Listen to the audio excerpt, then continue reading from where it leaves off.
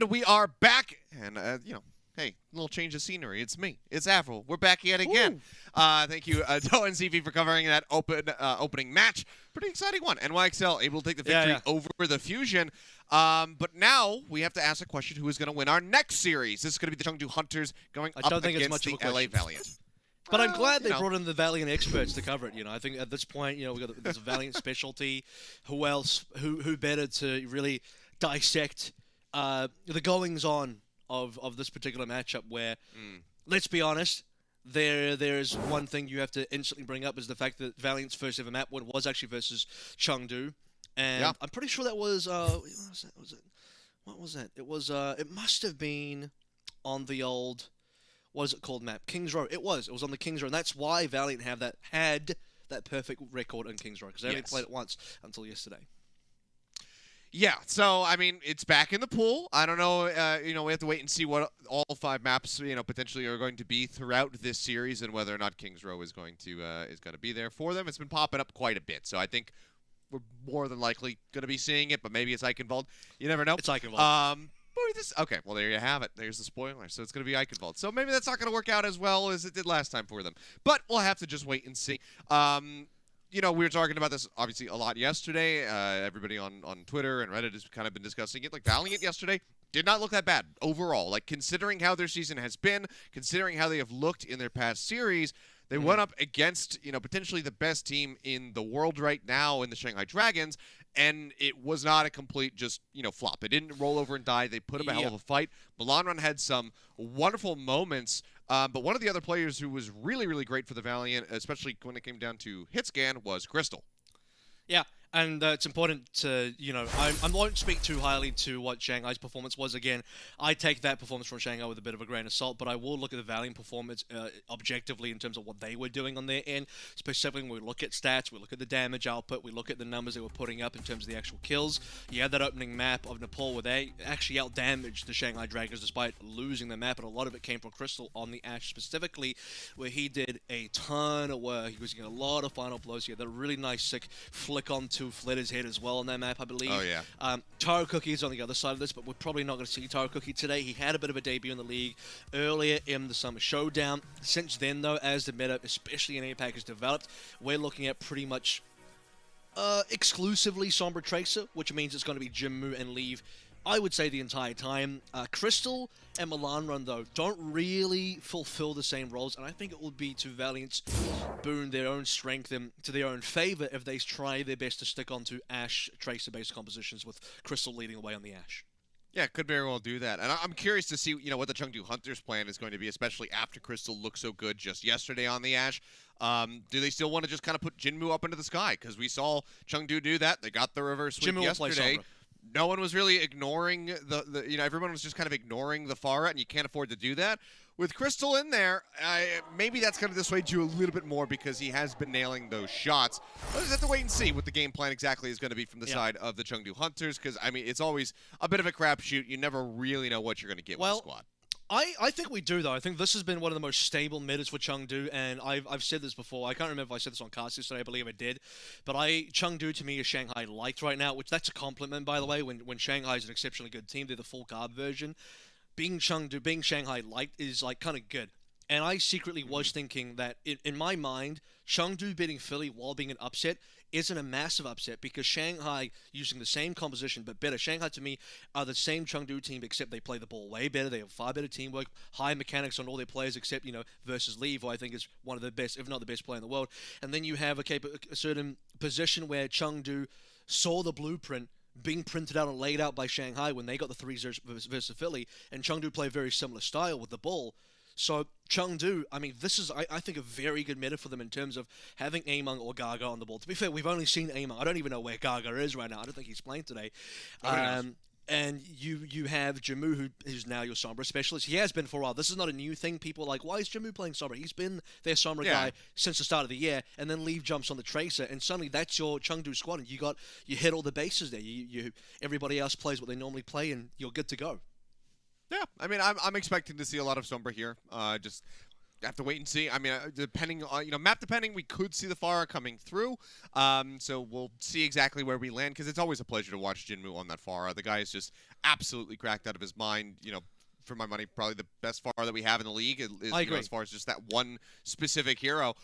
He's just always been phenomenal at it, and no one realistically is going to be able to dethrone him.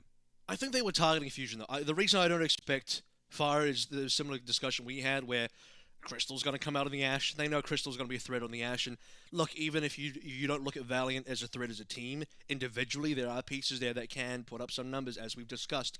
So you have to respect the fact that if you want a Pharah, Crystal will go Ashe. He will shoot you. Unlike Fusion, who refused to play hit scan, Crystal would love to just go at Ashe as much as he can. So you have now a team that has to put that into mind. And the whole Jinmu Pharah thing is a great counter for teams that don't respect him. So I just look at this matchup and I think it's going to be pretty much Leave on the Tracer, Jinmu on the Sombra, and they're going to run at Crystal. If Crystal plays any Ashe, he's in trouble. Crystal's probably going to be forced to go onto the McCree today just to deal with all these flankers. All these very slippery heroes, but this will now be the Los Angeles Valiant taking the stage, the usual 6 players that you already know. Yeah, I mean, you see those Thunder Sticks of Clacket. I mean, we have 2, Chinese rosters getting ready to go up against each other, and, not in, neither of these teams from Shanghai, so it's not a home city crowd for either of these sides. So this is pretty much just like a win-win for the audience right now. They get to see a display of Chinese Overwatch talent, and they just get to sit back and kind of enjoy and wait for that upcoming final series of the evening, which we will be getting to eventually. Which, of course, is going to be the Dragons versus... Oh, maybe. Yeah, we saw the banana plushie, and obviously Milan runs the most active member in terms of just all the, stuff he gets up. I was going to say gimmicks, but yeah, it was not actually eating. I don't know if they can bring a banana on the stage for this one. They did it for the Hangzhou game, but they're looking ready to go. They look reasonable. I mean, even Silver 3 is probably one of the members that has received the most criticism. He had some good mechanics of Winston yesterday as well. I don't know how much Winston's going to get played. This is a very heavy ball meta, but yeah, I mean, look, he's above 3 players in the rankings, so IBM knows what's up. Yeah, keeping track of it. Well, you can see. I mean, again, Milan, he had a really wonderful performance. And it harkened back to that first series versus Chengdu, where Valiant got that map win on King's Road. We were talking about. He was coming up with some, great multi-kills. The pulse bomb sticks were coming through regularly, so it was a really good change of pace, because it was. It's just a slew, a series of weeks of matches where he wasn't really able to perform. But he's going to have his work cut out for him, because you really love to big him up. I can't help but back you up on it. Leave is an absolutely incredible DPS player, period. Doesn't, no asterisk, no niche things to put around there saying like, oh, he's the best DPS player from China. He's the best DPS player from here. No, like, he is just one of the best in the league right now. So Milan, to go toe-to-toe with him, it's going to be rather difficult. The only thing niche about Leave right now is niche in his pocket. So Leave is coming onto stage looking like he's ready to go to work. He's got his gym towel out, he's got some gym shorts on, and you can maybe wear the Chengdu jersey to the gym as well. He is ready to flex, he's ready to lift, he's ready to really, get working and work this Valiant squad. Leave right now, I think, has the most flexible DPS pool, not even DPS pool, just hero pool of any player in any position in the entire Overwatch League. And it's not just about width here, I'm talking about depth as well, because he's then having some verticality where the actual picks he's bringing out, despite it being quite, the breadth of it, it's very powerful. Like, a lot of these, especially Echo, I still think he's the best Echo. That's still a pick that he's got in his back pocket if he really needs. Tracer, to me, has been not his #1 pick, but it's still very, very good. It's got to be more than enough to beat Valiant, and it will still be more than enough to... It was more than enough to beat Philly as well. So Tracer for him is... It might not be, I think, his #1 pick, but he's got so many, it's definitely still up there. Players just making sure that everything is nice and sorted here on stage for themselves. And now we got a couple waiting on some water, and then we can jump into the matchup and also take Can't go to the gym without water. Select. Yeah, I mean, why would you need to be able to take a nice little drink. All of you watching, stay hydrated. Make sure I got a big, what is this, a 1.5 liter bottle of water, and I've drunk about half of it during that the last 2 maps of that Fusion series. So yeah, I'm well hydrated. I'm ready to go. I hope you guys are too. We will be getting that map select up on your screens to see where we're headed. There you go. Got a quick little glimpse of it in the arena. Oasis will be our first map. We'll see if either team wants to go anywhere near what I consider to be NA meta. I want you to pay attention to the second map here, where maybe things could get interesting. I can ball the results, not impossible. We did see Fusion bring out the double shield today. And we are going to start on a university as well, which typically has been like the more brawl-centric, the more double shield-centric, the less dive-centric of the maps. And based on what we're currently seeing, I mean, Hunters are coming straight out the gates with like a standard brawl comp, even with Late Young on the Zarya. Now, if you're wondering why that is, Elsa's gone, so your main D.Va player is out of the picture for Chengdu Hunters. Late Young comes in as a Zarya specialist. He's still got a D.Va on his pocket, but Zarya is the hero he's been known for. Well, he's going to be on that. Among, not so much on the hero that he's known for. We'll see him move over to the Reinhardt. This is what they anticipate, so just going to be looking, trying to match up the comps as best as possible. Crystal and Milanron, they start things off with something a little bit more unorthodox. We have the Doomfist Junkrat for them. And then it's also going to be a bit of a difference as far as the supports are concerned. Milanron gets that uppercut, takes leave out mid-air. It's a very solid start here. We'll see if the Chengdu Hunters can try to turn this one around. Milanron, he doubles down, he triples down as he finds Late Young and Monk. The rest of the squad will clean him up. He should try to escape, will not be able to do so. And that will be the Valiant taking this first lockdown to the point. Dude, Silver 3's nearly on Shadow straight away. Yeah? I know Milanron got all the kills, but Silver 3 did the damage here. And I know I'm about to say something controversial, but I think Valiant actually misread their opening composition, because usually you play this Junkrat Doom into a Symmetric. If you believe the other team's playing Sim, that's when you play his comp, but Milanron's popped off anyway. He might continue to do so. Goes in. No, I just cursed him. He's dead. Yeah, Monk manages to hound him down. Silver 3 now going to be dropped as he uses the Shatter. That is a bit of a catastrophe. Shochung, however, still alive, manages to find lead, gets rid of the Immortality Field. With Monk set up on the high ground with the Amp Matrix rolling, they just have to pull back and concede the rest of the point. The Nanoboost was also used by Wukai in that fight, by the way. That's upsetting. I mean, I think the really egregious thing there was Valiant set it up all beautifully. They had everything teed up. They had all the advantages. They did an early shatter. Milanron was popping off, and they just misfired on all cylinders. I mean, how do you lose in that situation? The ult from Silver 3 went into, I believe, one person that they couldn't capitalize on. Milanron's instantly dead after I finished praising the fact that he got a bunch of opening kills. To be fair, again, I will say, I don't think the Valiant comp plays super well into Hunters, so we'll see how they go for the next fight. Tire getting dropped in. They're trying to go for Among. They will manage to find him, getting it just behind that shield. Now Leaf going to fall. Milanron finds two, as Late Young will also get dropped. Makes the Meteor Strike out for an escape. Drops down in on top of Monk. Has the finish instantly. And it's a really good return volley here from the side of the Valiant. Not really batting an eye. They say, okay, you know what? We lost a couple ultimates. That's fine. Let's just go back into this. They open it with a Riptire. Suddenly there's no shield to stand behind. And they get the win. Outside of the Riptire, I actually think Valiant here do a much better job on the neutral than with the ultimates in terms of actually trying to find combos, getting this Nano underway, getting a Shatter. Yeah, Milanron did have himself his own ultimate. The Meteor Strike keeps him alive. Hemung missed the Shatter. Yeah, Shatter doesn't manage to find anything. Mortality Field killed off the grab, locking up two. So Nisha and Late Young both fall down. Hemung, slept in the corner, just beaten, battered. He gets eliminated, and the Valiant will hold on to this point. Good for now. Nano's coming up again. I think this Nano really should. There's two, the schools of thought here. You want to keep Silver 3 alive because he's the target, but also Milanron's the guy that's really getting the most kills right now. 7 final blows, the highest on his entire team by 3. His next to Silver 3 on, 4 final blows. So putting a Nano onto your best player that's doing the most is really important as well. It's going to go to Shoching, actually. That's interesting. Trying to get maybe another grab online, expecting that perhaps this point is going to get flipped, which right now it's looking like it may very well happen. Among going to fall, but he's the only casualty on the side, as I say that. Leave will also join him in the grave. Somebody, they do manage to get the touch here onto the point. Among now going to be swapping over onto the Wrecking Ball. Jinwoo's still alive and has the Blizzard ready to roll. There's no way to realistically deter this. No rally online, no Mortality Field for the side of the Valiant. So if Jinwoo finds value, it could very well end in a wipe and a flip. It's another tricky fight. This point, rather. The only reason they kept alive in that fight is because Silver 3 landed a pretty decent shatter. Now we've seen Crystal get kills with these before. We see he targeted Among. That won't be available again, and that's not going to hit Leave. He pushed the shot. Wraithwalk is great for him. He manages to keep himself safe. TP's over to the side as he was antied out. Still gets tagged up. Falls low. Grab, however, absolutely massive from Late Young. throwing in those right clicks with high energy. Manage to set up lead for a double kill. Now a triple as he finds Rhea on the exit. 75% currently on the board right now for the side of the Chengdu Hunters, but there is a Space Jam combo up right now for the side of the Valiant. Yeah, can they land it though? The issue is Valiant have failed these combos. They failed the nanos to get value. I don't know why it went into Shocheng. This grab needs to be beautiful. It can't get blocked. So this is the opportunity. Shocheng, he can't lose this. They won't lose Crystal, but they need a grab.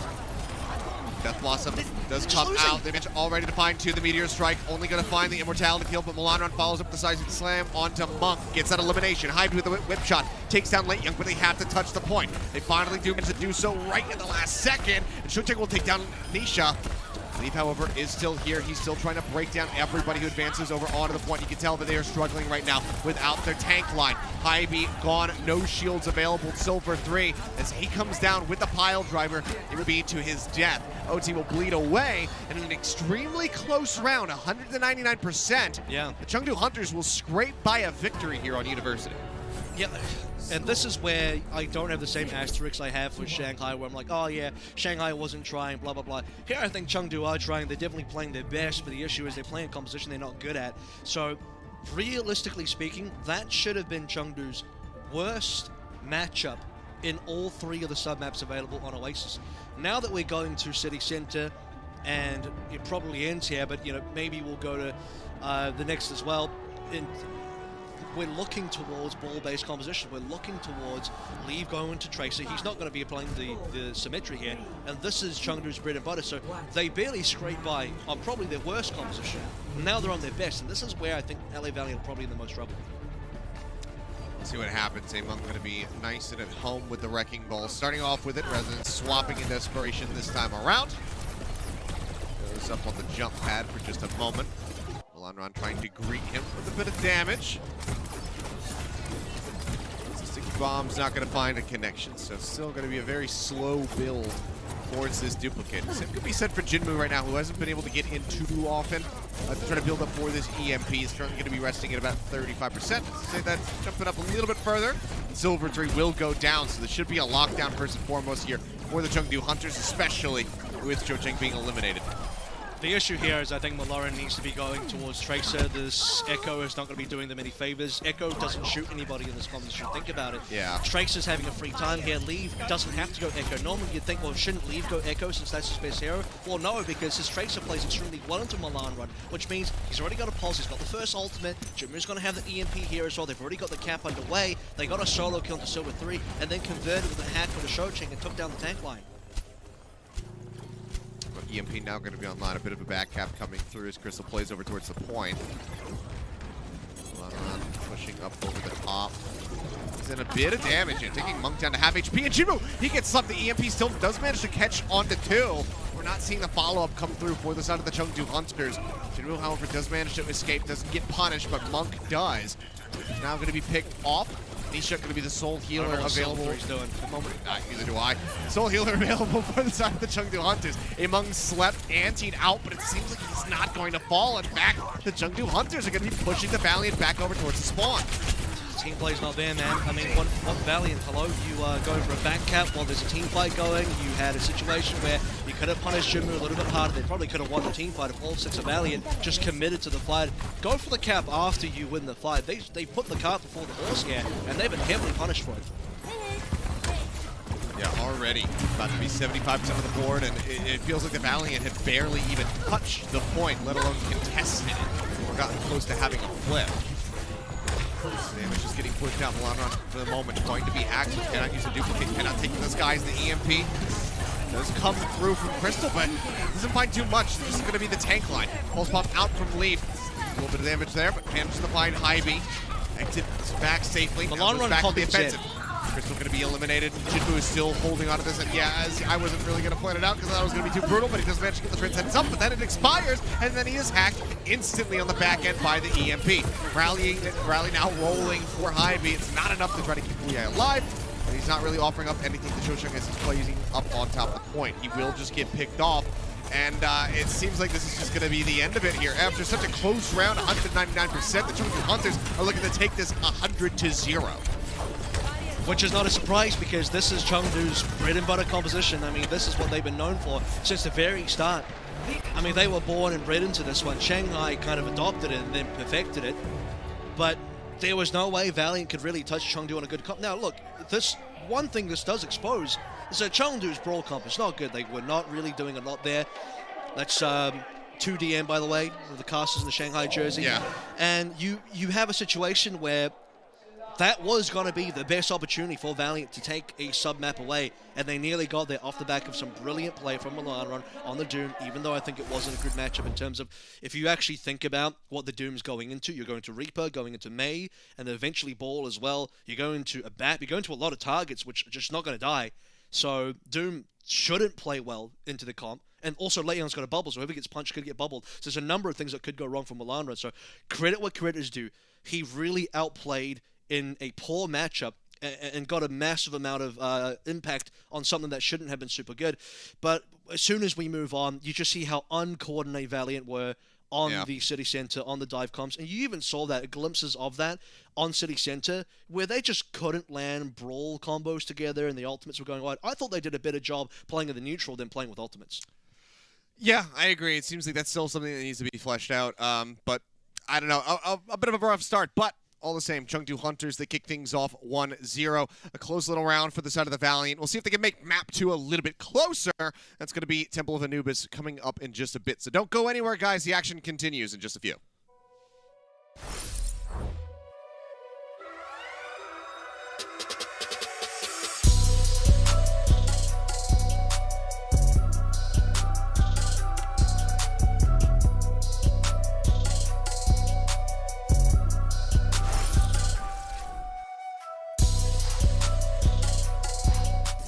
The Overwatch League is brought to you by T-Mobile, America's largest and fastest 5G network. Set your sights on the competition with T-Mobile.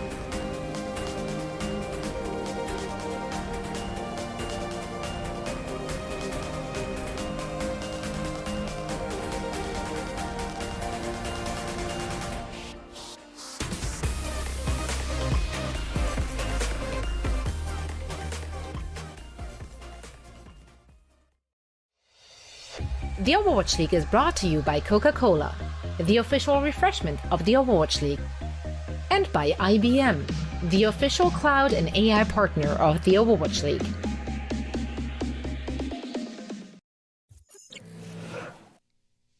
All right, we are back in just one map into our second series of the evening. The Chengdu Hunters have kicked things off 1-0 as they took a win fairly convincingly by the end on Oasis. First round, if you guys missed it, very close, 100% to 99, but then they just clapped back 100-0 there on City Center. They stopped messing around. They said, this is a much better comp for us, and oh my god, it's happening. Gaga is subbing in for Among.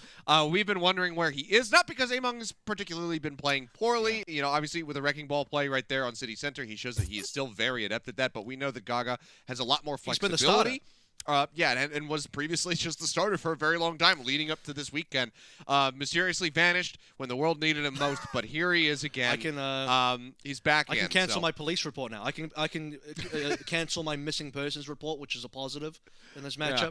So we found Gaga. He's safe. He's there. He's in Shanghai, probably. We'll confirm that. There he is. Hey. Oh, well done. Giving a nice little wave. Happy to be on stage, I'm sure. I mean, Valiant are in trouble now. If they weren't in trouble before, now they're seriously in trouble. Yeah, I feel like there's like no way that they could have not played him unless he was, you know, under the weather or something like that, or for some reason couldn't travel. I don't know. I don't have the answers. They didn't play him at all yesterday for the reverse. And they reverse swept. Hardest game for Chengdu. And they didn't play like one of their key players. Again, nothing against Among, but Gaga's been the better player this year by far. And look, and again, credit Among for helping with the reverse. I mean, he was a part of the reverse sweep. He enabled it to happen. But now is when Gaga comes in. The second map versus Valiant. It's just such a weird thing for Chengdu. Like I said, it must be because Gaga was under the weather or there was some other issue that prevented him from playing yesterday. I just can't imagine from a coaching POV why you wouldn't field your obviously better player against the obviously better competition. Maybe he's just super popular, and they knew that like his fan signing line was going to be like 8 hours long. So they said, okay, well, you're just not going to play. You're just going to go sign autographs the entire day, and then we'll get you in tomorrow. I don't know, unfortunately, and we may never find out, but it's okay because we know that he is here. We know that he is ready to perform, and we'll just have to see, you know, what the Chengdu Hunters are going to be bringing us on Temple of Anubis. We're going to be anticipating, you know, potentially some Wrecking Ball, but more likely the Winston. What is your thoughts here? Yeah, what map are we going to get? Temple. So, Gaga, back when he played on Team CC, they specialize on a lot of ball compositions on Temple anyway. I think Temple of Anubis has always been the dominant Winston map. Most teams would prefer to play Winston here. If not that, probably double shield, some sort of Orisa thing. I wouldn't be surprised. I actually think Valiant should play Orisa just to use Crystal and Ashe, put Silver 3 on Orisa where he can't dive in, and then you're good to go. As far as Gaga goes, yeah, he's got a lot of experience playing ball here, so I would expect that ball is going to be the primary answer, unless Chengdu's game plan as a team and from the coaching POV is to say, no, Winston's superior, please play the Winston. I mean, especially with, you know, Late Young backing him up, perhaps they want to just kind of stick to double bubble, and then just have Gaga stick with the Winston, which we know he's very adept at. That would make a lot of sense. So I think it's one of the two. I don't, you know, I'm not anticipating any kind of Reinhardt attack or Orisa attack. Please no. Yeah, we'll just have to wait and see. If you feel like not winning today, yeah, sure. But well, yeah. for now, we'll be seeing that Winston. But they're going to be starting on the attack, are the old Chengdu Hunters. So we'll see what they piece together as we'll tick down the clock in a little bit. See, coming up next is going to be Eichenwald. We'll find out if that is going to be a match point hybrid map or if the Valiant can pull off a win here. They got one off of the Chengdu Hunters before. Maybe they can do it again, or, you know, if not more. That was before Lee was activated, though. And now that he's been activated, like, my god, he can't be unactivated. I think the only issue for me with this team now is with the departure of Elsa. I still don't know if I trust Late Young enough, and that will be developed further to see whether he can become a good enough diva player to at least replace that position. I have no doubt that as far as Zarya goes, that's going to be it. And yep, it is going to be the double bubble composition, which is a comp that has, by the way, started to fall out of favor in favor of ball. So I'm sure at some level it hurts Gaga's soul that he has to play this instead of his favorite ball. So it is what it is. Well, if it works, it works.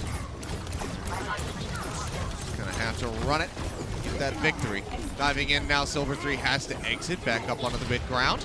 Gets himself out of there. Crystal landing quite a many few tags. Body shots coming through, but Leave will find first blood as Milanron gets taken down. Now Hybe is eliminated. Crystal does manage to get rid of Gaga, but then he falls immediately thereafter. They have the beams, double beam, as Late Young is there to scoop the killing blow. And it seems like this is just going to be point A broken open. Cho-Chung the only one who can really contest, but he's going to be stuck on the high ground. He's demech. He is killed off. Ouya gonna have to sacrifice himself to the Chengdu gods. And there you have it. 6 minutes on the clock in one of the fastest caps that I've seen on just generally on an assault Only map slowed in a very down. long time. Only slowed down by the fact that Monk dies here, and while Jinmu's going to use his time to do a bit of farming, he's not going to set up for a hack dive target just yet. There's no ultimates online except for maybe the Nano soon for the Hunters. By the way, one of the best plays there that just really shows how different these two teams are in terms of the skill gap is Monk just getting a solo kill to Hybe.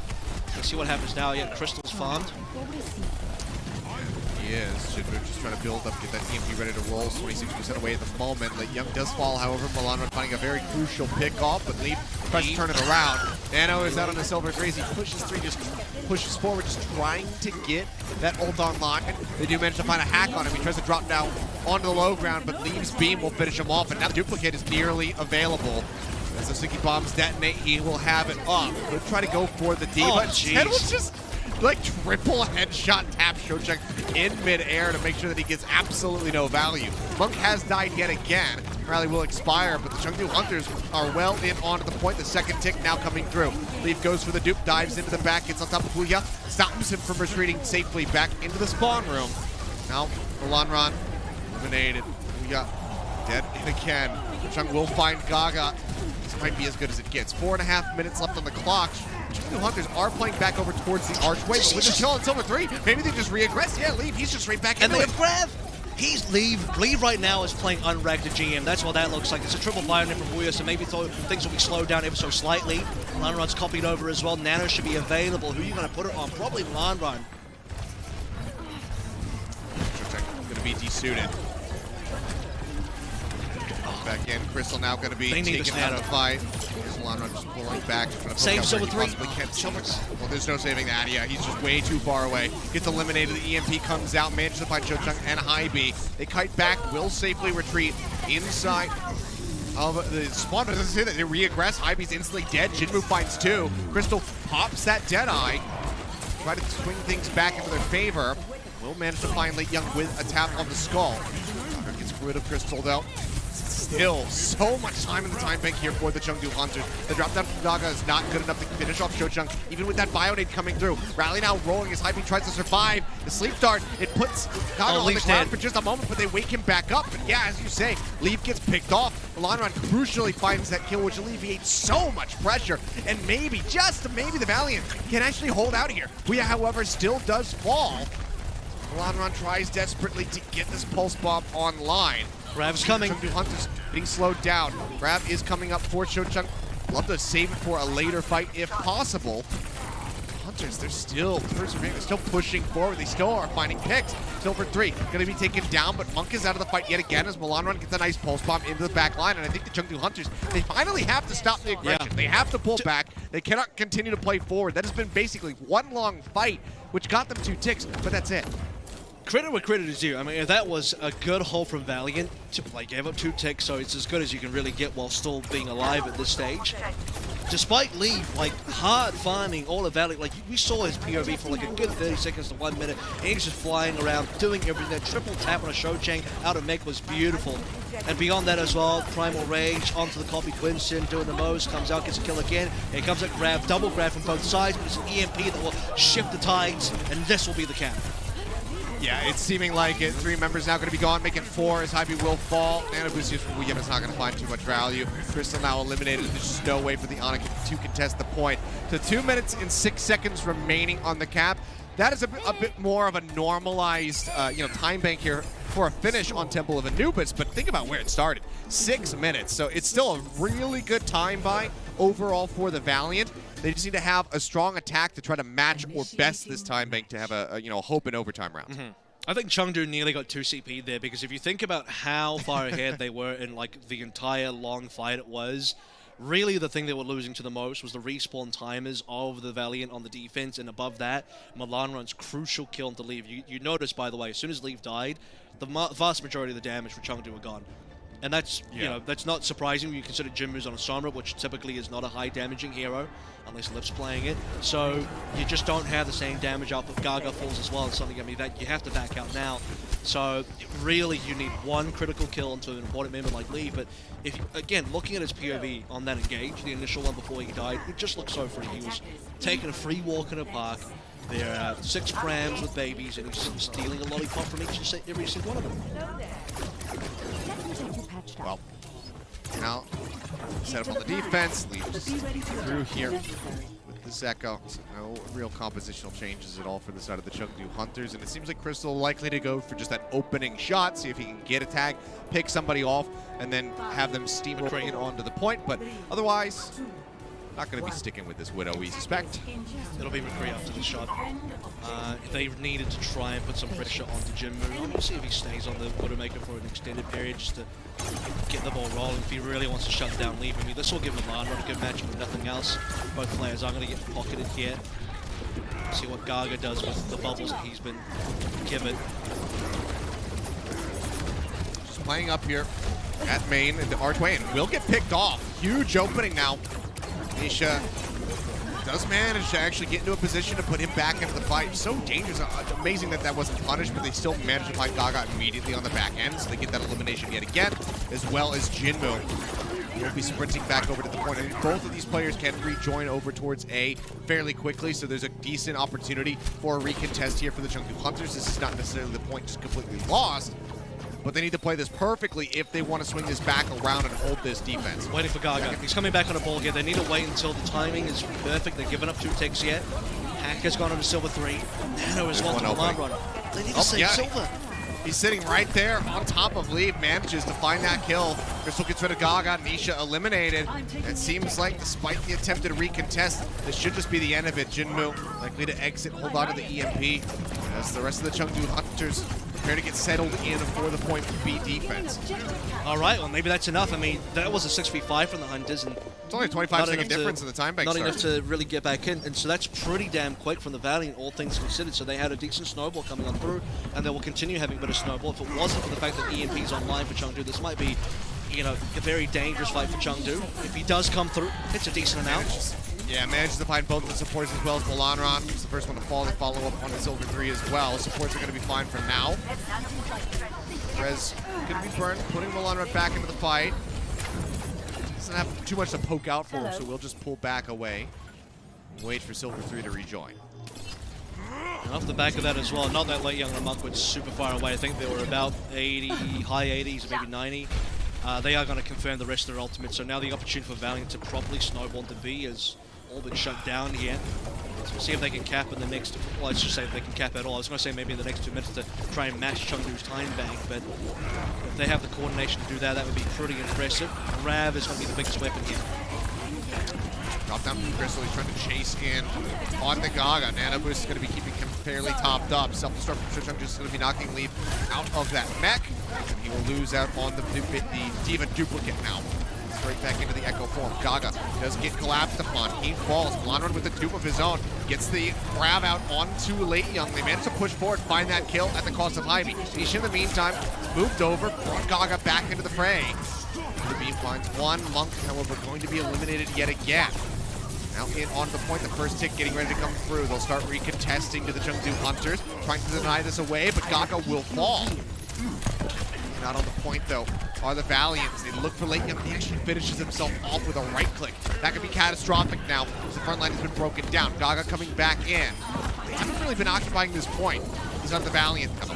EMP flips onto both of the supports. Milanron going to go down. Now High B going to be joining him in the grave. Monk again going to be traded out, but it seems like they will be able to successfully defend this without giving up a tick. 8 HP for Leave as well. He holds on to Duplicate, doesn't even feel the need to use it. Knows that even if he dies, his team is okay, and that just required Chengdu Hunters to stay, have presence and Leave got so many counter frags there. If that wasn't for Leave getting a bunch of kills on the other end, that could have been all gone poorly because they lost a lot of members. Gaga died a bunch, Late Young died as well, the supports were dying. Jinmu getting killed to Milano here is a massive slowdown, and now that Hack actually comes on through, they're very far up, and like you said, farm it up massively. Pay attention on Jinmu's ult feed here because, they're looking at another fast EMP. Yep, there was, 25% gains just in that little skirmish right there as Silver 3 falls down. You just can't really afford to collapse into that little interior.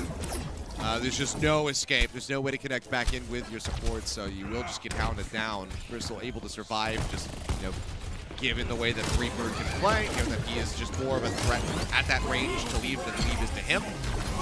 Does stay alive, and now the deep dive over towards the spawn. Primal Rage going to be committed to this by Gaga. He is out for blood. Jinmu finds 2. That's both supports gone. Playing ring around the rosy just a bit here with Crystal, who does manage to Wraith Walk back out over towards the spawn. The D-Matrix tries to keep protected, but the sticky bombs come in, and that's him going down. The Primal Rage is a bit of an overcommitment, but they do buy an extra fight here. Part of me philosophically wants to say that they shouldn't be taking these fights at all, because now Wuya does have a nano advantage, whereas Monk could have matched that previously. You want to wait for Valiant to come in and then just match the nanos right. But actually winning this fight and buying time by playing aggressively gives Jinmu the EMP, so that's the other side of that coin. And now Chengdu have that option, and they can play a massive EMP. It's going to need to be massive, because it's 5 ultimates coming through from Valiant, and it's an early Primal from Silver. I don't know why he popped it. He popped it, but now he's going to be hacked, so can't even really leap in. Spitfire rejoins back over with the rest of the team. There's a health pack to try to stay safe. EMP comes out. It's going to be a solo on Wuya, who did manage to get the nano boost off in time. So Silver 3, despite being antied, doesn't manage to survive. Leave, however, drops down with this duplicate copy of Shou Cheng's Diva. Instantly gets that self-destruct available, throws it into the back, doesn't manage to find anything. Gets the remake off. Now looks to build up another one rather quickly. Grab comes in from Late Young. He falls low. Will get taken out by Silver 3, but it's at the cost of literally everybody else on the side of the Valiant. Milan, the last one standing, and he is just going to stand still because he knows he needs a reset. Dude, that was, how many ults is that? 5 or 6? I think it was 6 ultimates coming through from the LA Valiant, including a Primal. Like, what was that Primal from Silver 3? Why did he pop it so early?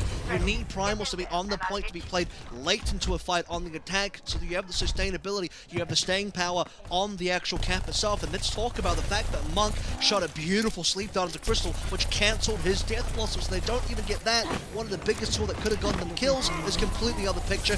This is a beautiful dive from Gaga, and this will be cleanup as well. He just lands on top of everybody. The nano boost is there to try to keep protected. He's got that Primal Rage just in case he needs to use his little ace in the hole, but it's just not necessary at all. They just have him completely surrounded. Again, it's just a Valiant being contained indoors, and, like a flood. The Chengdu Hunters just come crashing through. They knock the door down, wash everything away. Well. If you can't win when you have 6 ultimates, you're not going to win at all, so this is just going to be a completed hold now. Not a single tick coming on through. 2-0 Chengdu Hunters. Valiant must try and get up to the point, and they might not even be able to do that. Yeah, the EMP used just to shut down Silver 3 to make sure he could not roll through. Jinmu, does get eliminated there by Crystal. Milan was able to touch, but actually doesn't get punished at the back of that. Duplicate does come in from Leave, goes for the Sombra, just wants to build up an EMP, get this ready to go, and end everything right here, right now. EMP is used, only finds Shou Cheng to start. Daga going to be naturally hacked by Milan Run with Crystal. It's melted. Nisha coming up with the killing blow. Jinmu going to be eliminated as he swapped over onto the Junkrat here, but maybe that won't matter too much. I'm falling low, grab comes through. Catches him, locks him up, the sticky bomb explosion, clips onto everybody. It's just Wuya. He's shoved off the point into the catacombs, and the Chengdu Hunters will successfully hold for a very long time at point B. It was 5 minutes and 35 seconds, that defense. They close it out, now they move up to match point 2-0. Yeah, I think Chengdu definitely didn't play their 8-point defense properly. You saw the fact that they dived in. Bubble didn't do a lot for Gaga. He gets melted pretty fast due to the fact that I think Milan was playing the Echo as well. So Valiant just walked forward. A is pretty simple after that. B is when it just wasn't going to happen unless they have the coordination to defeat the 2 CP. Consider the fact that Chengdu on their attack nearly got 2 CP'd. So what is Valiant going to do in that same situation when you have to play up against these massive respawn advantages that the defense have? and Leave is getting counter frags while you're killing. So yeah, you're having a reasonable attack where you're getting some trades, but every time you get a pick, Leave gets a counter frag, and he doesn't even have to use a duplicate. Then you look towards one of the final fights with, again, there's like 6 ultimates, and Monk completely slaps Crystal. And we got to low-key talk about Monk here because he landed some really good shots, opening frag onto Hybe on the attack, and then a number of great sleep darts. Leave, by the way, finishes this map with 41 eliminations and 24 final blows, and only 4 deaths. Them some good numbers right there. As it turns out, Leave might be making a case to win player of the match again, as he often does, because, yeah, it was just a wonderful performance from him, as we have very much come to expect. But there we have it. Match point locked in here for the side of the Chengdu Hunters, just one more separating them from taking away this win, which would put them 2-0 in series here at the Shanghai homestand weekend. So a good look for them. We'll see if the Valiant can do anything to stop them when we come back for our next map. Eichenwald coming up in just a few.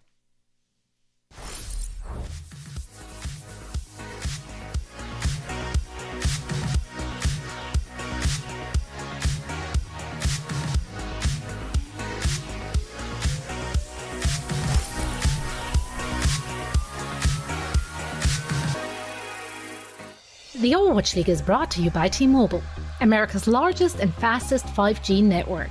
Set your sights on the competition with T-Mobile.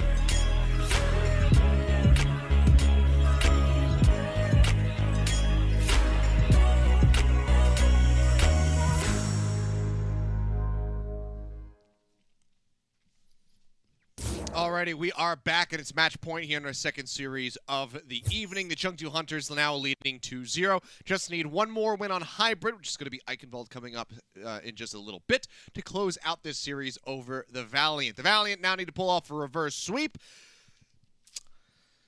You could talk. Yep, you said it. A reverse sweep. I think I set the stage. Which, by the way, Chengdu did yesterday versus Fusion. Subs coming in, Yveltal for Nisha. We saw Yveltal play yesterday as well during that reverse sweep. Yeah, it's probably not going to be a reverse sweep, if I'm going to be honest. I'll be honest about something else as well. You know, you said you don't want to be too brutal. Previously, far away in 1987, also coming in for Monk here. But, you know, that's my entire brand, and I don't mind punching down. I live on punching down. That's my favorite activity, so I'm happy to do it. Chengdu will definitely 3-0 here. And at the same time as well, they will collect a 3-1 ultimate score line for Summer Showdown, which actually gets them into second seed. So Chengdu, off the win of Philly, and off a 3-0 here, are going to finish 3-1 plus 5. Second seed after Shanghai. That is a very impressive result. And dare I say, is this their best result so far in a regular season? I'm going to check it might be or really quickly, but I think it is. It may be, you know, yeah, or very close to one of the previous ones from like earlier on in the year. It is. Chengdu got third seed in May Melee. Now they're second seed. So this is by far their best result. And you know what? Again, they're going to be playing. They're most likely going to be playing Seoul. Assuming, you know, we don't have to do too much assuming. I think they are just going to get the 3-0 here. They'll be playing against Seoul in tomorrow's knockout, which is exactly what we saw in May Melee as well. So it's a rematch of that knockout game where they beat Seoul in May Melee to get to the Hawaii match as the actual tournament itself. So that has been teed up, and that could be excellent.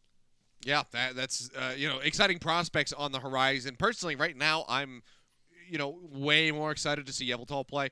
I haven't been quiet about it. You know, since his debut, since the Chengdu Hunters became a team, Yveltal has been my favorite player. Everybody always went for Among. They want to see the crazy wrecking ball plays and all that.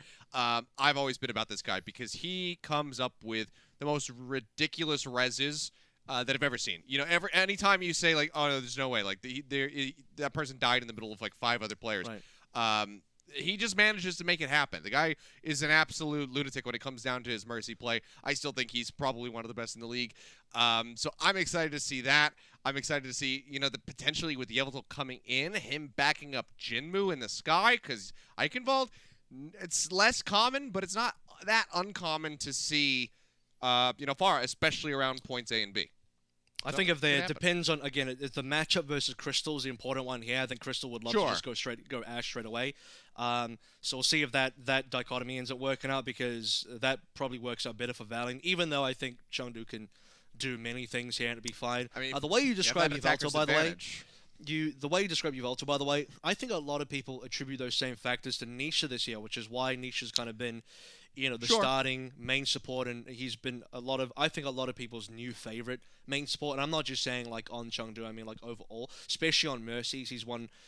A lot of main supports have been still sticking to mainly Brig and Lucio, but Nisha's played a lot of Mercy this year, so he's been getting quite a bit of kudos for that, and especially good reses and all the rest, so really good mechanics being displayed. So that combined with Leaf's Echo has been, this is why I said, you know, the only niche thing about Leaf is Nisha in his pocket.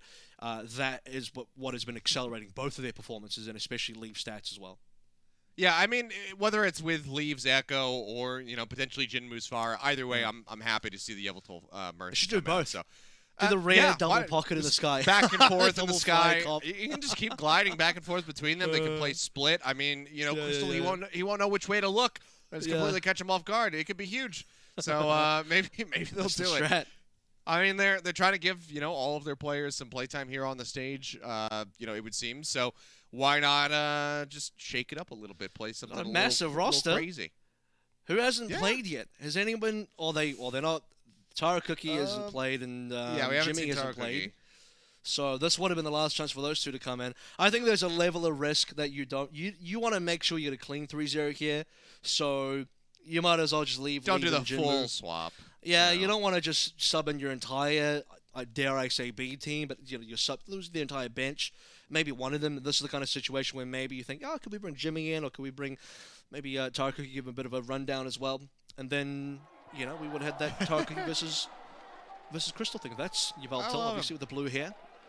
Blue hair, the see-through glasses. I love this guy. He's such a character. For a moment there, you said see-through glasses. I'm like, aren't all glasses see-through? Then I realized you meant the frames. The like, frames? Oh, yeah. It's like, what do you mean see-through glasses? Like you just like all glasses. Farway 1987, who is a specialist on the Zen. So I am I may be slightly more surprised that he's not playing more in this meta, considering how much Zen we are really seeing. And Monk has been probably more known for his Ana, of which we saw great things of on Temple Anubis. But yeah, Farway 1987 is really something that pops off the Zen. Big damage. I'm going to be paying special attention on my side to be seeing how much damage output this guy's actually going to be putting in there. That's going to be some of the strengths in terms of, you know, what the development or, you know, where the pieces lie for Chengdu in terms of these substitutions. Let's see. It's waiting to get settled. Obviously, with 2 subs, you got to give him a little bit of time to make sure that everything is squared away. It's typically, that. You know, when you do your pre-stage setup before the walkouts and everything like that, it's only the starting 6. So these guys, it's been a little while, especially since being on land. So I got to make sure that everything's nice and neat as far as the settings are concerned. Make sure they're not going to be having any issues, so we can avoid some pauses. Milan runs a final mouse user, just confirming that. So you want to see what gear everyone's got on, and you know what the specific tools of the trade are for the frags. And try to duplicate as best as possible. I see, you know, a couple keyboards. He's got the always go for the wet wipes on there, just in case someone spills their energy drink. Huh? Am I right? I see. You're calling me out from the break. Yes, in the middle of a team fight on the last map, I did have an energy drink explode on my lap. It's not my fault. It's okay. I cleaned it up during the fight. Thank you, Avril, for making that public. Just blame the cat. Yes, it was all Nova's fault. It seems like we are ready to get jumped into the action here. That looks so good. I love this stage. I know that we've talked about it. You know, ZP and Do have talked about it, but it's just so good to see LAN in just about any capacity, and then when you have a great stage design as well to back it up, it's awesome. Like Hangzhou gave us like Hangzhou. That one's great. You know, the Hangzhou one very much giving me like echoes of like the Blizzard Arena, so it felt really cool to see that kind of stage layout again. Felt like I was, you know, almost back at Bala. And then we have this, you know, this stylized setup here for the Shanghai homestand, so it's really awesome to see. First on the attack though is going to be the Valiant. See what they can get done. Milanron taking the skies to the far of his own. Crystal popping up, the Widowmaker won't see anything, so he will go for a swap. Almost loses his life, though. This attacking fire, I was going to say, could actually be reasonable, and I only say that because defenders are probably not going to be starting with a hit scan here, considering what the meta is, but at the same time, who does Fire really shoot except for maybe the back line or Late Young, Silver 3. He's gone into an extended flank, but while that's happening, Ivy's dead, so this would have been a good play if Ivy didn't die. Yep, he's looking for another one. Discord Orb out on the Wuha. Only gets him a quick little touch of the right click, but that's it. He just follows up. He gets the kill. A tick almost comes through. They barely recontest here. Run, and Silver 3 getting themselves into the back line. Almost take that away, but Faraway finds another kill as he gets rid of the enemy tracer. 3 final blows so far, the most on his team. That's what I'm talking about. Welcome back to the stage, Faraway. 1987 he's a Zen specialist. This guy has been pouring over the 2018 Jonak VODs, and he knows exactly what he's doing here. That's how long he's been a Zenyatta main for, since 1987. Good flashbangs. Jin move. Not really anticipating Crystal's position. Does get punished there. Nice headshot to get him out of the fight because that EMP is nearly online, so there's a little bit of a window now for the Valiants trying to make their way over to the point. Milanon, however, already having to use that recall to try to duke it out here with Leaf. Bomb comes down. Not going to manage to find the stick. Faraway finds yet another kill. Follows up for a second on the Shochung. Looks for a little bit more as Silver 3 will go rolling out the safety back towards the spawn. That window has been slammed shut. Yeah, I can tell you right now, I mean, Faraway's done more damage than Crystal and Milanron, and he's done more damage than Jinmu as well. The only player that's done more damage than Faraway's Leave, expectedly, because he's Leave. He's also on a Tracer, which farms damage. But, yeah, 6 eliminations, 5 final blows, and I feel like we barely started. It's only been 2 minutes. Haven't seen a single tick coming on through despite the back cap. Haven't seen too much more from LA Valiant. EMP's available now as well. Sentences up for both sides. That's going to be crucial here. We had to keep his team protected as Late Young is about to have that Graviton Surge. now online. Back cap starting to come through again. Silver 3 just making his way over to the point. Everybody else kind of getting pulled away, but now the EMP goes in. Transcendence is going to be good, but Silver 3 is not there to receive the healing. He will just get absolutely demolished. Follow-up hack comes through now on the Shochung as they look for a bit of extra damage. Grab is going to use. Young falling low. Will get picked off. Shochung finds that kill, but can they find more? Because that's what they need. Farway struggling to land the shot here on a Milan run, but it's okay because Lee gets it in the end. Silver 3 now has to roll back out. Lee will just come up with 2 kills here on the back end. Recalls away, showing some respect to Crystal. Knows that if he lands that flashbang, he's definitely going to land the headshot. That is actually a very confident play coming through for Farway to not pop the Transcendence, and a very risky play as well, because if Gaga dies, I think that's an issue. You already have Late Young die. They've sacrificed Late Young's life, saying, no, I'm not going to pop the transfer Late Young, but if Gaga also goes down, your tank line's gone, that could be first point taken away. So very risky, playing on the edge there for Farway, but they will be rewarded with extra ultimates. In fact, they'll be on to 5 ultimates now. Oh dear. Well, Silver 3 hacks discorded. Will get melee to death. Stick does come through. Hits Shochung, but it's not going to be enough to take him out of the mech. Vulvanrod barely survives, going out with that recall. Purple does find Crystal. They wait for now Late Young to rejoin the fight. Yamato will come up with 2. He's not even playing the Mercy that I wanted to play, but he's still putting on one hell of a show as he just continues to kill people with whip shots. 3. My guy just can't. Okay, I was going to say my guy can't miss shots, miss the whip shots, but he just did right there, exactly. And then he whipped. Right at that moment. So 10 seconds remaining now. We'll see if there's going to be a bit of a whiff on the point as well. Final opportunity to get the cap. Leave with no recall does barely manage to escape. Somebody's got to touch Milanron. Barely gets his toes on that point. EMP comes out, manages to find both of the tanks. Milanron now going to be gone. Silver 3 dead. That is your longevity in the overtime eliminated, and that is why it will just go ahead and bleed down. Crystal using the Deadeye, but to no avail. Didn't get to use it in a prime opportunity. It will just be a full hold here by the Chengdu Hunters. It would have been nice if Chengdu was attacking first, because then we could draw out the broadcast a little bit longer for the tokens. Late Young and Jinmu even getting a bit of action there between Gaga. And here's your Veltal again for all of these sick frags coming through. Just stayed alive the whole time, courtesy of Farway's Transcendence. But there's number 1. Number 2 will be coming up in just a hot second. Boom. Even gets it through Gaga's body, by the way. Just knows the target is there. And then finally, the third one. Boom.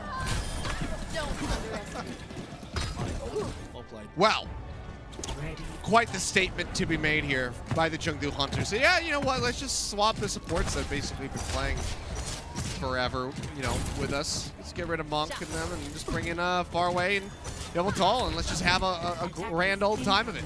Works out well.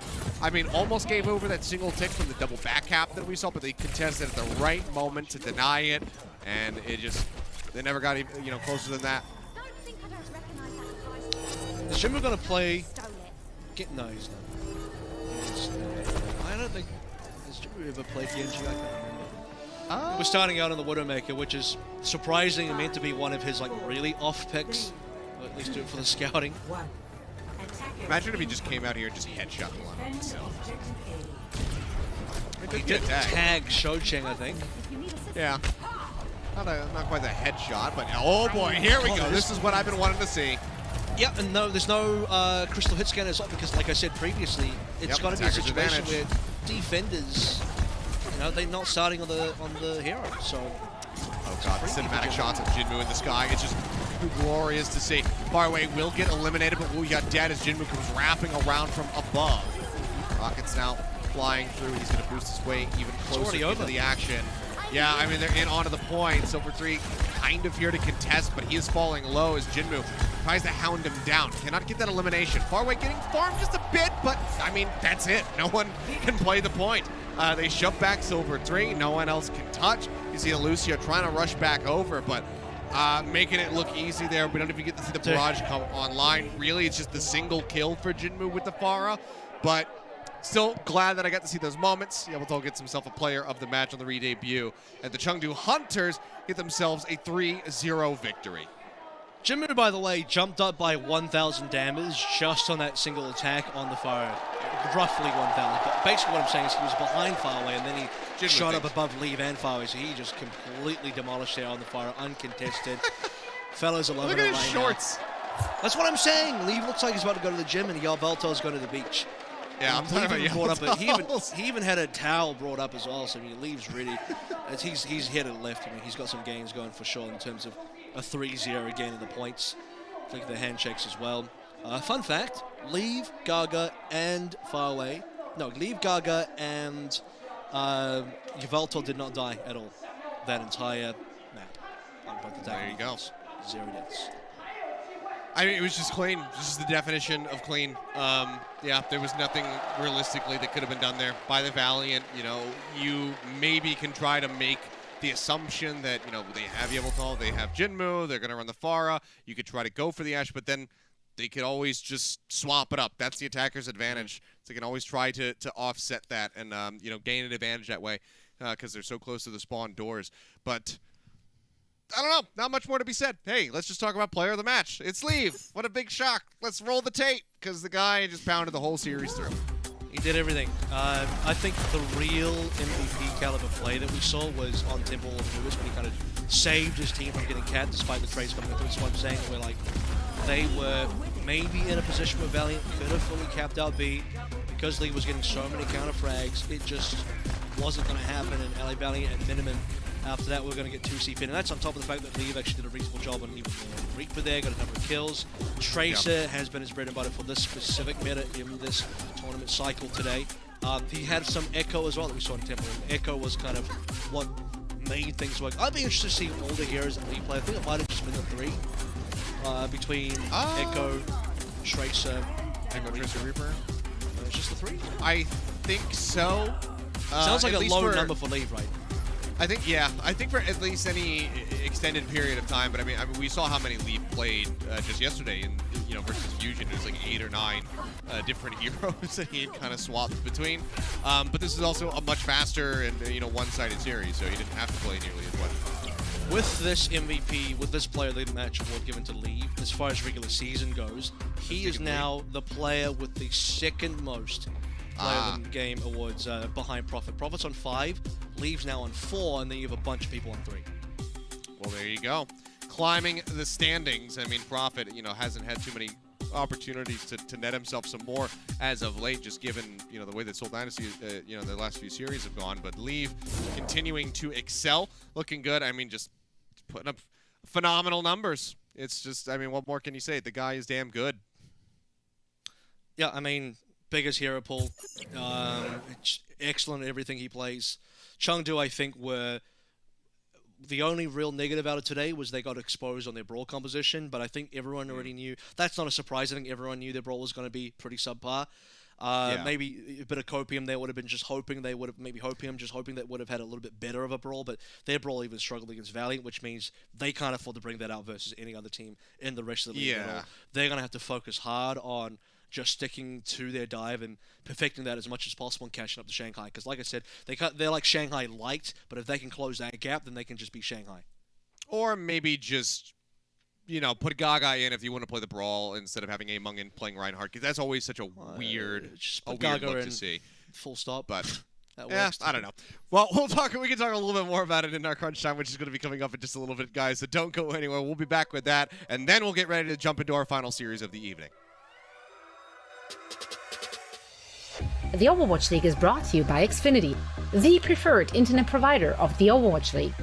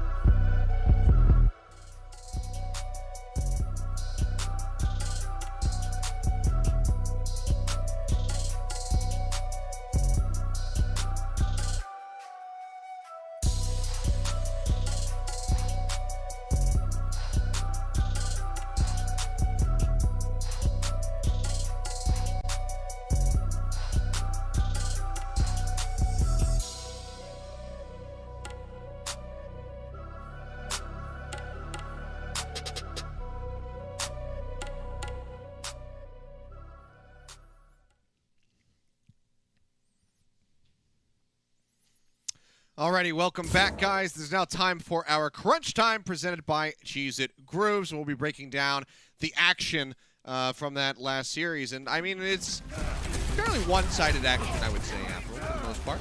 We just go ahead and jump straight into it. I think and I'm glad we started on this map because I think this was the one shining moment and one shining part of Valiant's gameplay today. And again, I talk about this in a fashion where, to me, there's no asterisks tied to it. It legitimately is just Valiant outplaying, for the most part, Chengdu in the Brawl v Brawl matchup. I think you could see the reads coming from the teams there as well, where Valiant kind of look at it and they're saying, oh yeah, there's a bit of Junkrat play coming through, there's a bit of Doom play coming through. That specifically is to counter a Sim, which Chengdu were never going to play, so being a bit of a misread. But they do reasonable on that. Once you get away from the Brawl, you start looking over towards a dive, it's all over, man, because Chengdu get to play whatever they want. It was completely one-sided. The only other competitive part of the series was this during Temple of Anubis, and you're right, because this attack lasted forever, where Chengdu didn't get the cap on their first attempt. And that first attempt was like, what, 1 minute, 2 minutes long, something like that, and eventually I think it was longer than that. I don't know. It's such a strung together fight. Because Leave finally died, right? Milano got the kill to Leave, and then Gaga dies, and that's it. So that was the end of their entire push, and it really just came down to having Leave stick alive the entire time.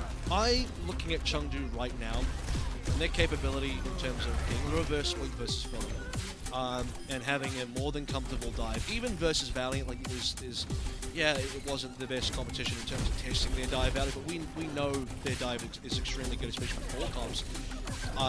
I legitimately think, and I don't know if we're casting the Chengdu Seoul game tomorrow, or whether we're casting the Shanghai versus whoever game, but I think Chengdu might beat Seoul tomorrow, based on what I'm seeing. I legitimately think that, and that's because I think Philly were the kind of better version of what Seoul were doing anyway, and Seoul, to me, cannot play the same level of ball-based dive, so they're going to play either a Winston-based dive, which is going to be inferior, or they're going to try Brawl, in which case they're going to need Fitz to really shut down Jimmu, because Jimmu Fire is going to be a problem.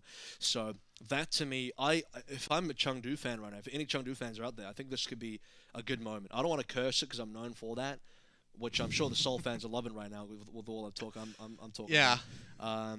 So I don't want to curse Chengdu, but I think Chengdu got a great shot tomorrow.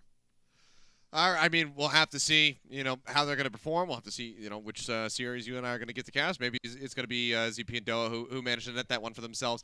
I don't know. I can't tell the future. All I can tell is that we have potentially an amazing series coming up. So I guess maybe that's kind of like telling the future a little bit. But on paper, this looks really good. Apparently you can't tell the future. I mean, I got my inside information. But this should be an absolute banger of a series. We have the Hangzhou Spark going up against the Shanghai Dragons. I mean, I think back to, a long time ago when these guys have clashed, it has been extremely close between the two teams.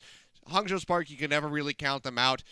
They, managed to best NYXL just yesterday. So we'll have to see what happens here today. Who's going to come out on top? But guys, that series is going to be coming up in just a few minutes, so do not go anywhere. Final series in just a bit.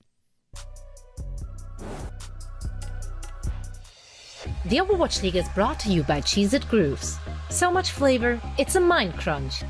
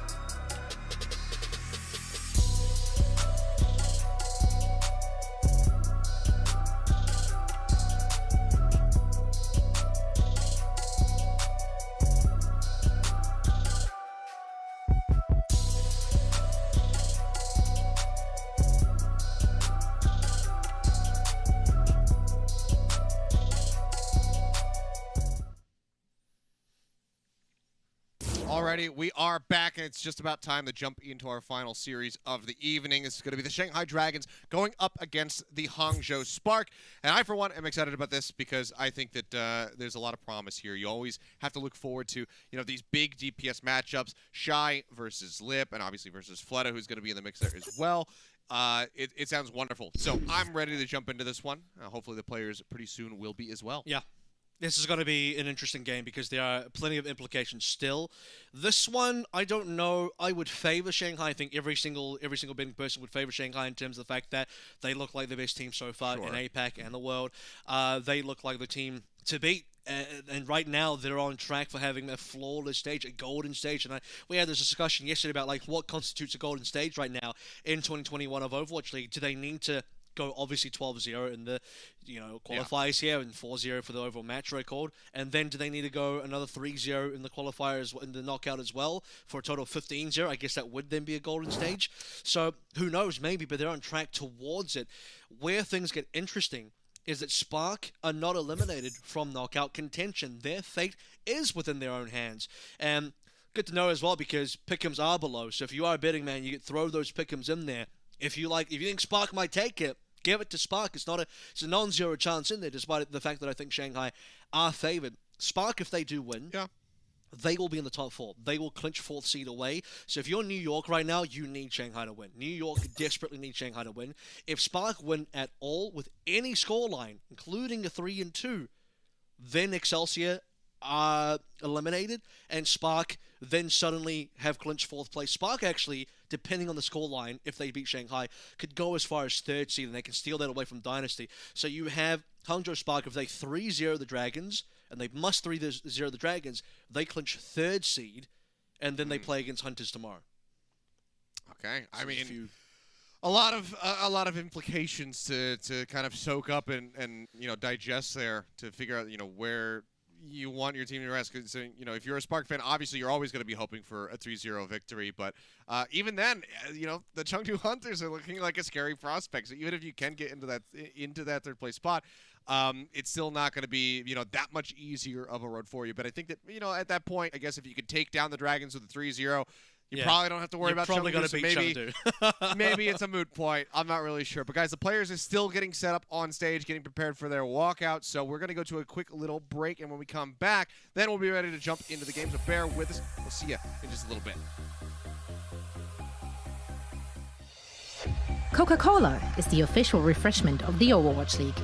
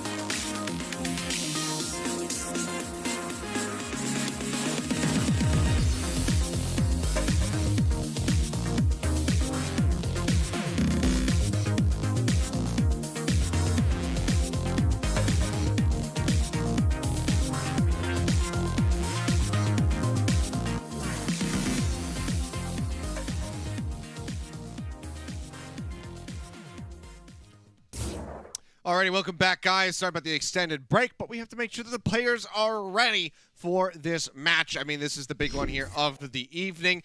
So yeah, got to make sure that they're all set, squared away with their sittings on stage, and then can get ready for their walkouts. So apologies again, but we should be ready to dive into the action in just a few moments. So we appreciate your patience, and it shall be rewarded with some fantastic gameplay. Shanghai's second game of their own homestand on home soil versus another Chinese team. So full in terms of the stage being packed out with two teams physically being there for LAN. I mean, I kind of blessed to have two of those matches back to back here. Yeah. Bit of a catch up, bit of a just recap of what went on to the last break as well in terms of how this is going to work out. Basically, Spark have their knockout hopes within their own hands. If they beat Shanghai, they will be in at minimum 4th seed, but maybe even 3rd seed if they get a 3-0. New York must require that Shanghai win today. If Shanghai beats Spark, then New York are in 4th seed. That's basically the in and outs of what's going to go down today. All right. Well, I mean, New York probably feeling, pretty good about their odds, but still there's going to be that nervousness that comes with it because you never know what's going to happen. Like I said, these guys have played very close series in the past against each other. Shai has been just, a monumental force for the Hangzhou Spark in their successes, and So Min-soo as well, as of late in particular, has been looking really, really good for this squad. So there is that DPS duo that you have to respect, as well as just the other, very strong veteran players on this roster, such as Gushue, Bernard, MCD, IDK, guys that have been competing for years and years. So this team is not comprised of slouches by any means necessary, so you do have to respect them. And if Shanghai comes in looking like they did yesterday, that could be a big window for the Hangzhou Spark to be able to get ahead. So if they don't try, is what it comes down. So they don't try, then I guess they're going to not have a good matchup. We've had, by the way, so you did mention we had close games. Our most recent matchup between Hangzhou versus Shanghai was actually that 3-0 that Hangzhou got in Junjiao. Now that was probably when Shanghai were, would you say that's their lowest? I mean, they'd also lose 0-3 to Chengdu, so which one of those is worse? I don't know. But that was during Hangzhou's kind of golden stage almost, where they got the 4-0. They had a near perfect stage until they lost to York Excelsior in the regional knockouts, and now it's going to come down to kind of indirectly Spark versus New York again in terms of who actually makes it into 4th place. They don't play versus each other, but the direct result of this matchup decides who makes it into knockouts between Spark and New York Excelsior. Although New York Excelsior can't do anything about it, and Spark can do everything about it. So this is the perfect opportunity for a team like Spark to show their mettle, to have the opportunity to punch their own ticket and get their own way, again, as high as 3rd seed if they really play well today. So it's not impossible. And hey, maybe Dragons are just slacking too much. Maybe they're just having a bit too much fun here at their homestand, and they're not going to come at this 100%. I suspect they will, and they should. For example, you're not going to see Molly today. Probably not. You're going to see the entire starting lineup of Dragons, no substitutions. Spark will be experimenting. I say experimenting. They'll be thinking about, do we want to run Architect, So Min-soo, or Shai? It's going to be a combination of 3, with Shai mainly being played. So Min-soo is going to come into play a decent amount of Sombra, and Architect will be coming into play a decent amount of Tracer. And straight away, you're seeing that earlier lineup to talk about is going to be So Min-soo and Shai starting. Well, taking to the stage here is the Hangzhou Spark. They'll go get settled in their seats. Still plenty of fans on their feet for these guys. I mean, and how could you not? This has been just a very entertaining roster. They have one of the most entertaining color schemes in the league, and they also have Gushue there, who is, I mean, maybe he's being overtaken by the likes of Leave, but at least in the West, outside of Among, I guess, Gushue has been the most famous Chinese player. He's, the primal cleave, the primal blade, rather. I mean, that this guy was pulling off, years ago at the World Cup, kind of put him on the map. So it's unsurprising to see the fans cheer for him. It's Gushue and Leave as Team China World Cup teammates. I mean, this is what kind of shocked both of them to start in my honest opinion. I think Shai's been part of that as well. So, that Chinese super team, when you put every single one of the best players together, it is honestly god tier. So Hangzhou Spark right now, though, this is the lineup that they're going to be fielding today in terms of what they believe is going to work. And everything else is pretty standard across the board. MCD has been fantastic as well, but here it is. This is the home team. This is the Shanghai Dragons, and this is Shanghai's opportunity to look for that golden stage. Yeah, and if you missed the intro video yesterday, then I'm just gonna kind of zip my lips here once this one kicks off, so you guys can enjoy it because it is well produced. It hypes them up. I can't imagine how ecstatic the crowd is gonna be even here today with a much closer series on our hands. But I imagine that the roof is gonna get blown off the arena by the end of the series if Shanghai can come up with a victory. Just got to get the old tape rolling. Maybe the tease it. There we go. Right on command.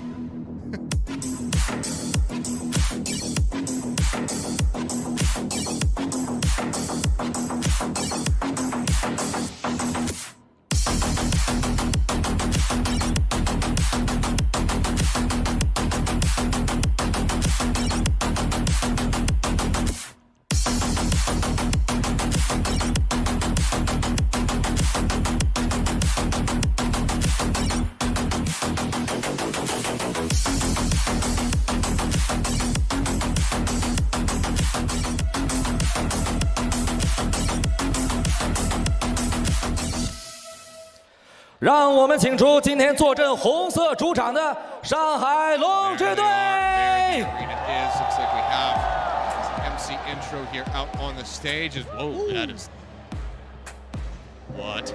Here we go. Breathe fire. I know Doll wanted this. He wanted to see some real action from the Dragons today. Got a dance intro and everything. Fun fact, it's all in there. You obviously had the MVP behind Fleta on the screen. Then also Void as captain. I didn't know Void was even the captain of the team. Delicious question mark coming online for Fate, I believe it was. And starting out on the support line is gonna be possibly Molly. Yeah. I mean, he's walking up with Izayaki, but I mean, we'll see. I'm not gonna say too much else, but we'll see. Molly did play yesterday. Izayaki's been there. Easy Izayaki and holy moly. 有请2020赛季输出位职责执行。 paving the way here for the players to make their way onto the stage, coming down as duos this time around. So Molly and Izayaki have made their way through. Now, of course, we have to get lit. Gargantuan just leading the charge as he goes down with Fleta. Actual colossal title. Yeah, Pairing over both the of them. I mean, that's like the two tallest players that you have on the roster just going straight down that alley. Fleta, I love the artwork that they've done for this as well. It's just immaculate. Everything about this homestand has just been wonderful from that perspective. Seems like we might not have Fate and Void, or maybe we missed Fate and Void. Either way, this is going to be our starting lineup. There they are. Okay. We just had to get that roster card up on the screen. So we did get a confirmation that Molly is going to be starting alongside Lee Jae-gon. Alrighty. Well, congratulations on... I'm kidding. So we'll see. I mean, there's obviously a plan here.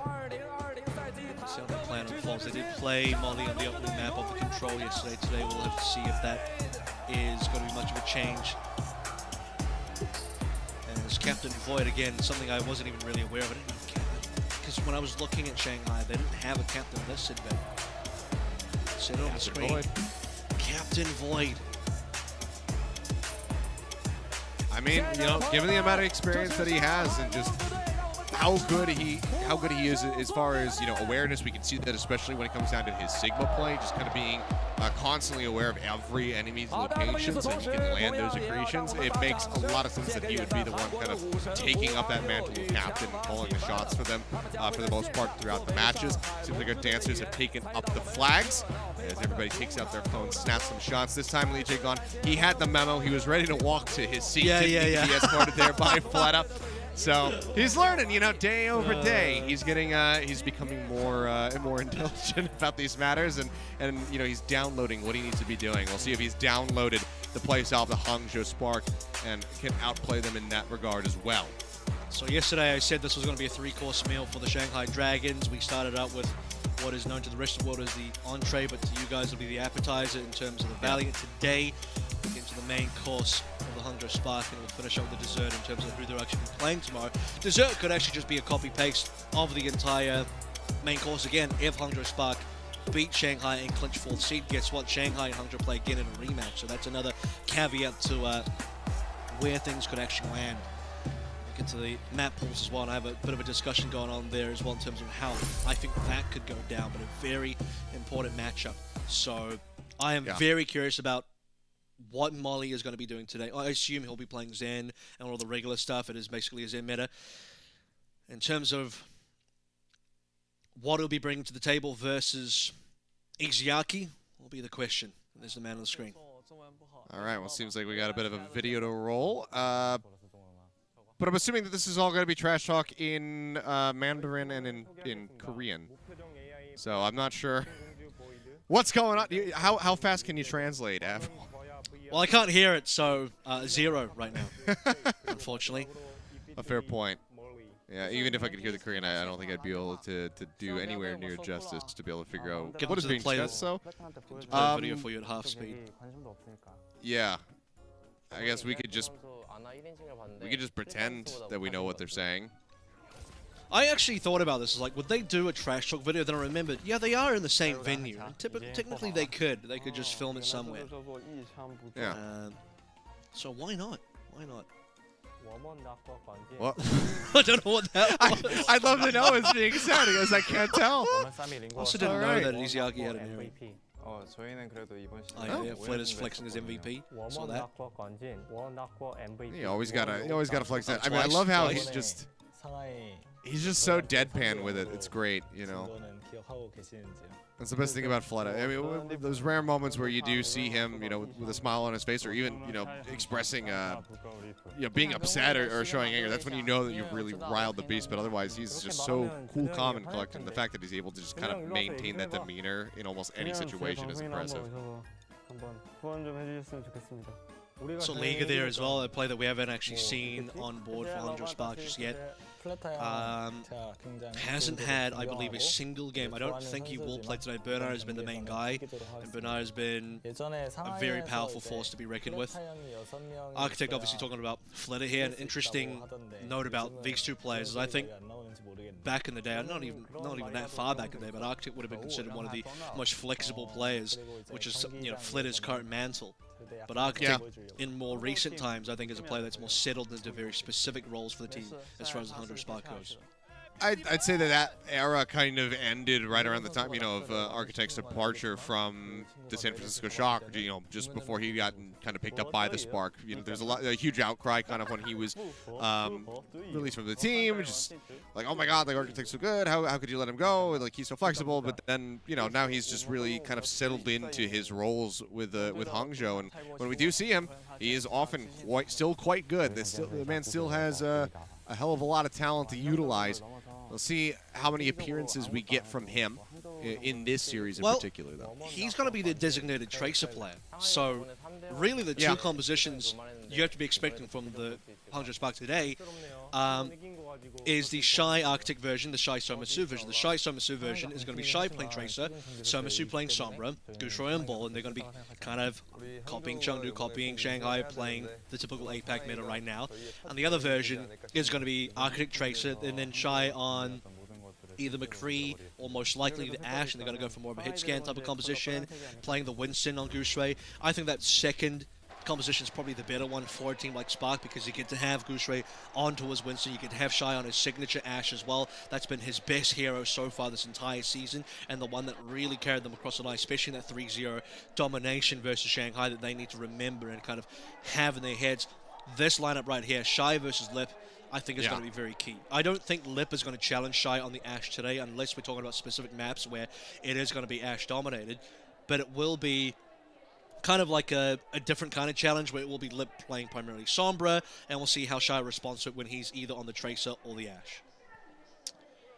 All right, well, let's see what exactly they line up for us and where we're going to be headed when it comes down to our map pool, which we should be getting up on your screens in just a little bit. You can see, you know, Chengdu Panthera fan right there wearing the sailor outfit back from